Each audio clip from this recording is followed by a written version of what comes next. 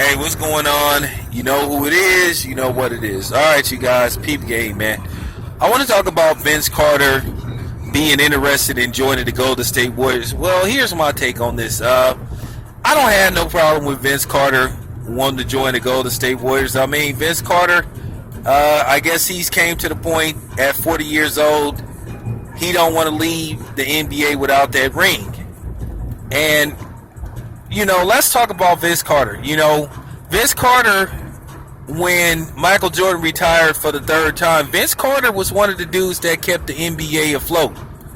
You know, Vince Carter, Allen Iverson, Tracy McGrady, Kobe Bryant, Shaquille O'Neal, even LeBron James when he came, you know, out of high school. Those were the guys that kept the NBA afloat. It wasn't just one guy like Michael Jordan where, you know, Michael Jordan pretty much had to carry the league, you know, on his own. But, you know, it was this time it was a handful of guys. And Vince Carter was one of the dudes people was always talking about because Vince Carter, he was fun to watch play. I mean, this dude would come with these sick-ass dunks. Keep in mind, Vince Carter, most people believe, participated in one of the best slam dunk contests ever. You know, and keep in mind that slam dunk contest was in Oakland too also. You know. So a lot of people enjoyed it. It's one of those slam dunk contests that people talk about still to this day.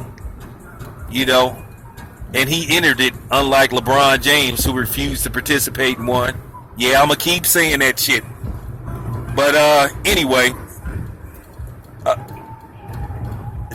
I really do not have a problem with this. If the Warriors can, you know, find a way to fit Vince Carter on the roster, hey, go ahead. Vince Carter, I think, can still play. He says he can still play at age 40. I mean, he still can dunk. That's for damn sure. And he's kept himself in good playing condition. Now, there were questions back in Vince Carter's heyday about his will to win because a lot of people remember, you know, that, you know, day where he went to graduate and, you know, on, I think, game day. I do think he came back in time for the game, but a lot of people questioned his commitment because it was like in the middle of a playoff series. And a lot of people felt that Vince Carter could have received his diploma in the mail.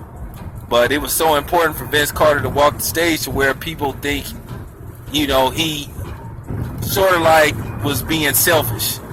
That's, you know, I was always on the fence about that. I remember when it happened. I looked at it from his point of view and the team's point of view. So that was just a very touchy subject. So I just said, you know what, fuck it. But like I said, Vince Carter, it was, people questioned Vince Carter, you know, will to win championships. People felt like Vince Carter should have did more because, keep in mind, people wanted Vince Carter. You heard that Michael Jordan shit with Vince Carter also. But Vince Carter was never Michael Jordan. And he was just a dude, he was just, you know, he was just a dude that could jump through the roof. And that's all it came down to. But you started hearing that Michael Jordan shit with Vince Carter. And I think that fucked with Vince Carter's career a lot. Because I think that was too much for him to deal with. But as far as Vince Carter being an overall player, he's a good player. And I'm going to tell you right now, if you look at Vince Carter's career, he's had a very successful career. He came out of that same draft with Paul Pierce and Anton Jameson, which that particular draft had 3 dudes that went on to score over 20,000 points in their career. So that's awesome within itself. Paul Pierce is a lock for the Hall of Fame on the first ballot. I think Antoine Jameson will eventually get in. I don't think he's going to be a first ballot Hall of Famer, but I think he'll eventually get in.